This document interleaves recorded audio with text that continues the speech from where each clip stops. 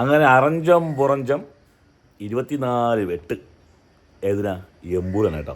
ഇപ്പം എമ്പുരാൻ്റെ മൂവിക്ക് ഈ വെട്ടിയത് കൊണ്ട് പല ആൾക്കും സന്തോഷം കാണും, പലർക്കും വിഷമം കാണും. പക്ഷേ എനിക്ക് പറയാനുള്ളത്, ഞാൻ 2 വട്ടം മൂവി കണ്ട ആളാണ് കേട്ടോ. അപ്പോൾ എനിക്കതിനകത്ത് ഒരു രാഷ്ട്രീയ പാർട്ടിയെയും ക്രൂരമായി വിമർശിച്ചു എന്ന് ഞാൻ പറയുന്നില്ല. 3 പാർട്ടിക്കാർ നല്ലപോലെ പറയുന്നുണ്ട്. നല്ലപോലെ മീൻസ് ഇത് 3 പാർട്ടിക്കാരുടെയും സവിശേഷത പറ്റികളെല്ലാം പറയുന്നുണ്ട്. അതിനകത്ത് എമ്പുരാനിലെ ഒരു സംഭവം നോക്കുകയാണെന്നുണ്ടെങ്കിൽ, എമ്പുരാനിലെ ഭാഗത്ത് ഈ സെയ്ദ് എന്ന കഥാപാത്രം പറഞ്ഞിട്ടുണ്ട്. സെയ്ദ് എന്ന കഥാപാത്രം നേരത്തെ എമ്പുരാൻ്റെ ഫസ്റ്റിലുണ്ടായിരുന്ന മോഹൻലാലിൻ്റെ കൂടെ ഉള്ള ആളാണ്. ആ പുള്ളി എന്താണ് അല്ല ആ പുള്ളി വന്ന സംഭവം, മോഹൻലാലിനോട് ചേർന്ന സംഭവം എന്താണെന്ന് കാണിക്കാനായിട്ട് അതിൽ ഗുജറാത്ത് കലാപം അല്ല കാണിക്കുന്നത്, കലാപത്തിൻ്റെ അല്ല ഫുള്ള് കാണിക്കുന്നത്. ഗുജറാത്ത് കലാപത്തിൽ ഉണ്ടായ ഒരു കുടുംബത്തിനുണ്ടായിട്ട പ്രശ്നങ്ങളിൽ നിന്നും ആ കുടുംബം മൊത്തമായിട്ട് ഈ ഭൂമുഖത്തിൽ നിന്നും അഴിഞ്ഞുപോയി. ആ സംഭവത്തിനെയാണ് ഇതിൽ കാണിക്കുമ്പോൾ അതിൽ നിന്ന് രക്ഷപ്പെട്ടു പോയ ഒരു വ്യക്തി എന്ന രീതിയിലാണ് ഇതിനകത്ത് കാണിക്കുന്നത്. ആ പുള്ളി നേരെ കൊച്ചിയിൽ പോയിട്ട് നേരെ പോകുന്നതും പാകിസ്ഥാൻ ക്യാമ്പിലോട്ടാണ്. പാകിസ്ഥാനെയും വിമർശിക്കുന്നുണ്ട്. കാരണം ബാക്കി ഇവരിൽ മതതരത്തിൽ വെച്ചാൽ ഹിന്ദുസ്ഥാൻ എന്ന സംഭവം കുത്തി നിറച്ചിട്ട് ഇവരെ ഇന്ത്യയ്ക്ക് തള്ളിവിട്ട് ഇവിടെ പ്രശ്നം ഉണ്ടാക്കാൻ ശ്രമിക്കുക. അപ്പം പാകിസ്ഥാനെ വിമർശിക്കുന്നുണ്ട്. അപ്പം ഇതൊരു ജിഹാദി സംഭവമായിട്ട് കണ്ട് ആ ജിഹാദിയാണ് ISS ബന്ധം എന്നൊക്കെ പറഞ്ഞിട്ട് കാണിക്കുന്നുണ്ട്, പറയുന്നുണ്ട്. പക്ഷേ ഇത് അങ്ങനെയൊന്നുമല്ല. അത് പോയിട്ട് ഇത് പൃഥ്വിരാജിൻ്റെ ക്യാരക്ടർ, ആ ക്യാരക്ടർ മോഹൻലാൽ യവനെ പാകിസ്ഥാൻ ക്യാമ്പിൽ നിന്ന് ഇന്ത്യയിലോട്ട് കയറ്റിവിടുന്ന ആൾക്കാരുടെ കയ്യിൽ നിന്നും ആ ഒരു ഫോഴ്സിൻ്റെ കയ്യിൽ നിന്നും തട്ടിയെടുത്തിട്ടാണ് മോഹൻലാലിൻ്റെ കൂടെ ചേർക്കുന്നത്. പക്ഷേ ഇതിനകത്തൊരു സംഭവം, ഒരു ട്വിസ്റ്റ് എന്ന് വെച്ചാൽ ഈ പൃഥ്വിരാജ് ഒന്നും ചെയ്തില്ല എന്ന് ഇപ്പം ആൾക്കാർ പറയുന്നുണ്ട്. അപ്പം നിങ്ങൾ ഈ പടം കാണാതെയാണ് സംസാരിക്കുന്നത്. പടം കണ്ടിട്ടാണെങ്കിൽ നിങ്ങൾ ഇങ്ങനെ പറയത്തില്ല. ഈ എന്താണ് നമ്മളെ ബജറംഗിനെ പേരിനെയും മാറ്റണമെന്നും പറയുന്നുണ്ട്. കാരണം ബജറംഗിയാണ് അന്ന് ആ കൊലപാതകം നടത്തിയത്. ആ കൊലപാതകത്തിൻ്റെ ഉത്തരവാദിത്വം ബജറംഗിയാണെന്ന് നല്ലപോലെ എല്ലാവർക്കും അറിയാവുന്ന കാര്യമാണ്. കാരണം ഈ കുടുംബത്തിൻ്റെ കാര്യത്തിലല്ല, ഗുജറാത്ത് കലാപത്തിൻ്റെ കാര്യത്തിൽ ബജറംഗി എങ്ങനെ ബജറംഗി ആയി എന്നും അത് സംഭവം നമുക്ക് എല്ലാവർക്കും അറിയുന്ന. കാരണം യൂട്യൂബിൽ തന്നെ വീഡിയോ കിടപ്പുണ്ട്, ബജറംഗ ആയ സംഭവം. കാരണം എങ്ങനെ ആയിരുന്ന ബാബ സംഭവം ആയിരുന്ന ആൾ ബജറംഗി ആയത്. കാരണം അത്രമാത്രം ആൾക്കാരെ അവിടെ കൊന്നൊടുക്കി, ആൾക്കാരെ സപ്പോർട്ട് എന്ന് പറഞ്ഞിട്ട് എല്ലാം യൂട്യൂബിൽ കിടപ്പുണ്ട്. എങ്ങനെ കൊന്നു തള്ളി, ഒരു പൈശാചിക ഒരു തീവ്രതയോടെ തീവ്രമായി ചിന്തിച്ചുകൊണ്ട് തീവ്രമായി പ്രവർത്തിക്കുന്ന ആരും തീവ്രതകളാണ്. അത് ഇന്ന മതോ എന്ന സംഭവം ഒന്നും പറയാനില്ല. ഏത് മതത്തിലും തീവ്രമായി ചിന്തിക്കുന്ന ആൾക്കാരും തീവ്രമായി പ്രവർത്തിക്കുന്ന ആൾക്കാരുമാണ് തീവ്രവാദികൾ. അത് ക്രിസ്ത്യനാവാം, ഹിന്ദുവാവാം, മുസ്ലിം ആവാം, പിന്നെ മറ്റ് ഏത് മതവും ആയിക്കോട്ടെ. ആണ് എൻ്റെ അഭിപ്രായം. കാരണം ഞാൻ മനുഷ്യന് നമ്മുടെ ഇന്ത്യയിൽ ഒരു മനുഷ്യനെ പറയാനും ചെയ്യാനും പ്രവർത്തിക്കാനുള്ള അവകാശമുണ്ട്. പക്ഷേ അത് ദേശദ്രോഹമായിട്ട് മാറരുത്, അല്ലാതെ മറ്റുള്ള ദ്രോഹിക്കുന്നതിലോട്ട് മാറരുത്, മീൻസ് നമ്മൾ കൊല്ലുന്നതിലോട്ട് മാറരുത്.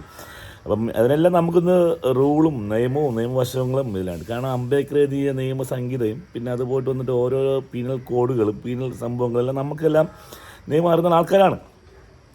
ഇപ്പം ഇതിൽ സെയ്ദ് കഥാപാത്രത്തെ സംഭവം മോഹൻലാൽ ഈ ബജരംഗിയെ കൊല്ലുന്നതിനായിട്ട് വിളിക്കുന്ന സമയത്ത് സെയ്ദ് നിൽക്കുന്ന കഥാപാത്രം നേരെ മരുഭൂമിയിലാണ്.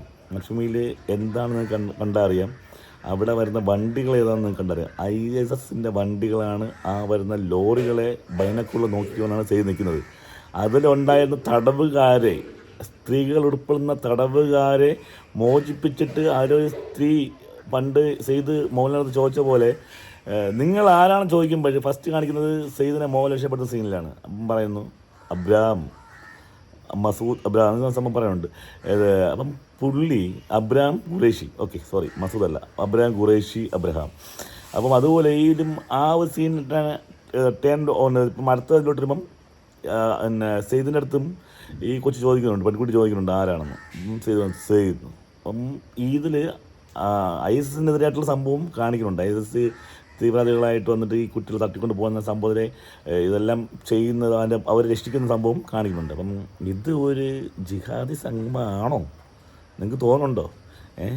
ചുമ്മാ വെറുതെ വായിൽ പറഞ്ഞ കോറിന് പാട്ടുന്ന പോലെ വിളിച്ച് കൂവിയിട്ടല്ല കാര്യമുണ്ട്. കൊച്ചന്മാർ കിടന്നിട്ട് വീഡിയോ ഇട്ട് അലക്കണുണ്ട്. ഒരു കൊച്ചന്മാരെ വീഡിയോ കിടന്നിട്ട് പ്രതികരണം അറിയിക്കുന്നുണ്ട്. ഞാൻ എൻ്റെ 2 മക്കളെയും കൊണ്ടാണ് വന്നത്, ഞാൻ അവരെ കരഞ്ഞ് ദൂരി മെഴുകിപ്പോയെന്ന്. എൻ്റെ പൊന്ന് ചേച്ചിമാരേ, അക്കച്ചിമാരേ, നിങ്ങൾ കാണണ്ട, കാണുന്ന ആൾക്കാർ കണ്ടോട്ടെ. പിന്നെ അതായി 24 വെട്ട് അതിലുള്ള സംഭവങ്ങളെല്ലാം തേച്ച് മാച്ച് കളയാൻ സംഭവം. ഇനി ഞാനൊരു സംഖിയോ കൊങ്ങിയോ കമ്മിയോ ഒരു സുഡാപ്പിയോ അല്ല ക്രിസംഗിയോ ഒന്നുമല്ല. ഞാനൊരു മനുഷ്യനാണ്. ഞാനൊരു 2 വട്ടം പടം കണ്ട ഒരു വ്യക്തിയും കൂടെയാണ്. പറയുമ്പം കൊണ്ടിട്ടുണ്ടെങ്കിൽ കൊണ്ട ആൾ വന്നിട്ട് നിലവിളിക്കും. ആ നിലവിളി ശബ്ദമായി നമ്മൾ കേട്ടുകൊണ്ടിരുന്നത്, നമ്മുടെ കേരളം കേട്ടുകൊണ്ടിരുന്നത്, ഇന്ത്യക്കത്തോളം എല്ലാവരും കേട്ടുകൊണ്ടിരുന്നത്.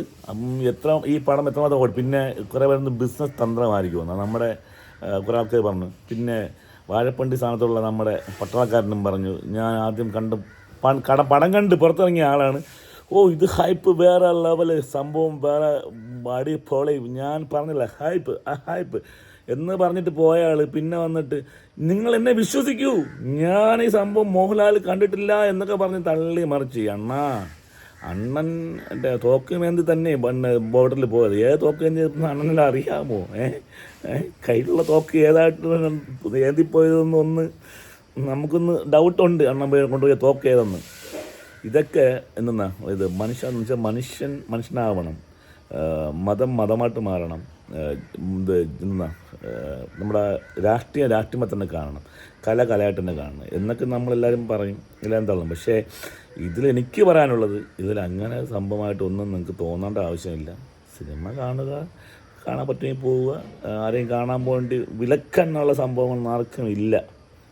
അത് അത് നമ്മളെല്ലാവരും അവകാശമാണ്. ഇത് എന്നാ സൗദിയോ മറ്റേ അങ്ങോട്ടുള്ള രാജ്യമൊന്നുമല്ലല്ലോ, ഇത് ഇന്ത്യയല്ലേ, ജനാധിപത്യമല്ലേ. ജനങ്ങളുടെ മേലുള്ള ആധിപത്യമല്ല ജനാധിപത്യം. ജനങ്ങളാൽ തിരഞ്ഞെടുക്കപ്പെട്ട സർക്കാർ ജനങ്ങളെ ഭരിക്കുന്ന മീൻസ് ആധിപത്യം കാണിക്കുന്നതല്ല, അവർക്ക് നല്ലത് ചെയ്യുന്ന സംഭവം ചെയ്ത് കൊടുക്കുന്നതാണ് ജനാധിപത്യം എന്നാണ് എനിക്കറിയുന്ന കാര്യം. നിങ്ങളുടെ അഭിപ്രായങ്ങൾ നമുക്ക് കമൻറ്റായിട്ട് അറിയിക്കും. അല്ല 24 വെട്ടൊക്കെ കഴിഞ്ഞിട്ട് പുതിയ പ്രിൻ്റ് വരുന്നുണ്ട്, കാണേണ്ടത് പോയി കാണും. അപ്പം കഥ ഒട്ടുമിക്ക ആൾക്കാരും കണ്ടു കഴിഞ്ഞു. പിന്നെ ഷോയുടെ പേരിൽ മറ്റേ ഷോയുടെ വീഡിയോ എടുത്തിട്ട് തിയേറ്ററിൽ ആളില്ല. എൻ്റെ പൊന്നു ചങ്ങായിമാരെ, ഞാൻ 2 വട്ടം പോയപ്പം ടിക്കറ്റ് കിട്ടാൻ പെട്ട പാട് എനിക്കറിയാവുള്ളൂ. തിയേറ്ററിൻ്റെ ഫ്രണ്ടിൽ പോലും ഉള്ള ഒരു റോ മാത്രമായിട്ടാണ് കാലിട്ട് കിടന്നത് ഞാൻ ബുക്ക് ചെയ്യുന്ന സമയത്ത്. പക്ഷേ അവിടെ അന്ന് മൂവ് ഓടുമ്പോൾ ഇതെല്ലാം ഫുള്ളായിരുന്നു. നിങ്ങൾ കാണിച്ച മറ്റേ ഡെയിലി ഷോയുടെ സംഭവം എല്ലാം ഏതാണെന്ന് എനിക്കറിയത്തില്ല. പിന്നെ നിങ്ങളാണെങ്കിൽ തിയേറ്ററിൻ്റെ സംഭവം ഏതാണെന്ന് അറിയത്തില്ല. നിങ്ങൾക്ക് വേണ്ടി ഇനി വേറെ ടൈമിൽ ഇനി തിയേറ്റർ ഓണാക്കി തന്നിട്ട് നിങ്ങൾ വീഡിയോ എടുത്തിട്ട് ഉണ്ടാക്കിയെന്ന് അറിയത്തില്ല. ഏതായാലും ആൾക്കാരെല്ലാം ഉണ്ട്. അപ്പോൾ ഇതിൽ അഭിനയിച്ച എല്ലാവർക്കും അഭിനന്ദനങ്ങൾ. നല്ലപോലെ അഭിനയിച്ചിട്ടുണ്ട്. ഈ വില്ലൻ റോളിൻ്റെ കഥാപാത്രം വരെ അടിപൊളിയായിട്ട് അഭിനയിച്ചിട്ടുണ്ട്. അപ്പോൾ എമ്പുരാൻ്റെ സകല ടീമിനും എൻ്റെ അഭിനന്ദനങ്ങൾ.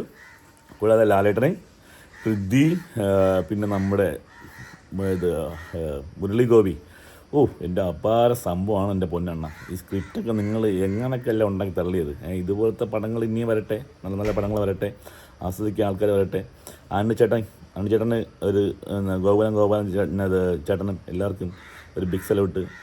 ലൈക്ക അങ്ങനെ എല്ലാവർക്കും ഒരു ബിഗ് സല്യൂട്ട് കേട്ടോ. നല്ലൊരു പടം നിങ്ങൾ കൊണ്ടുവന്നു. ഏതായാലും ആസ്വദിച്ചു. അപ്പം ആസ്വദിക്കാത്തവരും ഈ കുറ്റം പറഞ്ഞവരും കൂവിക്കൊണ്ടിരിക്കട്ടെ, കുരയ്ക്കട്ടെ. നമ്മൾ കുരയൊന്നും കേട്ട് പിന്മാറുന്നവരല്ല, അല്ലേ? നല്ല പടം കണ്ട് ആസ്വദിക്കും. അത് ആസ്വദിച്ചിട്ടുള്ള അതിനുള്ള അഭിപ്രായങ്ങളും പറയും. അഭിപ്രായ സ്വാതന്ത്ര്യം ഉണ്ടല്ലോ, നിങ്ങൾക്ക് അഭിപ്രായം പറയാം. പക്ഷേ ഓക്കെ, വീണ്ടും കാണാം. ബൈ.